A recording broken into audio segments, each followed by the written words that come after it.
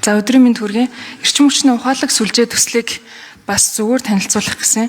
Энэ төсөл хэрэгжснээр түгээх дамжуулах шугамын алдагдлыг жил бүр 53 тэрбум төгрөгөөр бууруулна.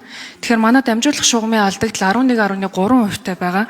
Тэгэхээр ердөө 3 жилийн дотор энэ төсөл маань өөрөөгөө бүрэн санхүүжүүлэх боломжтой гэсэн үг. 26 онд 45 тэрбум байгаад тэгээ 3 жилийн дараагаас бол өөрийнхөө бол илүү ашигтай ажиллаад явчихна. За дээрэс нь болохоор бид нар энэ бүтээмжийн талаар ярих шаардлагатай. Ерөнхийдөө энэ дамжуулах шугамын автоматжуулснаар бид нар одоо цахилгаан түгээх компани дээр ажиллаж байгаа 2000 хүмүүсийн жишээ дундаж нэг хүний бүтээмжийн тоо бас дээрш нэмэгдэж гарч ирнэ. Ер нь бол эрчим хүчний төслүүд дээр маш их саналуудыг гишүүд маань гаргаж байгаад маш их баяртай байгаамаа. Гол нь болохоор шинэ их усүрүүд дээр бол гадны хөрөнгө оруулалтууд болон хувийнхан орох боломжтой байдаг бол дамжуулах болон түгээх дээр хөрөнгө оруулалт ордгоо буюу улсын төсвөөс зайлшгүй тавигдах шаардлагатай.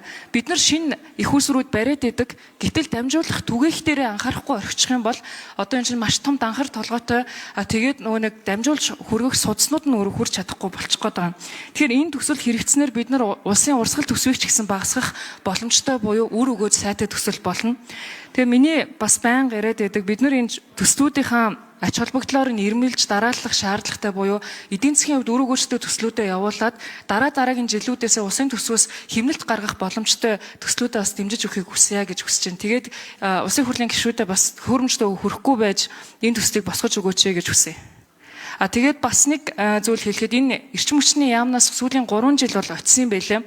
Сангийн яамн дээр болохоор төсөл нь өөрөө ач холбогдолгүй гэдэг ангилалд ороод дандаа хэрэгжиж чадахгүй байдаг. Эрчим хүчний яамн дээр бол бүх судалгаа тооцоо нь бол бэлэн байгаа юм байлээ.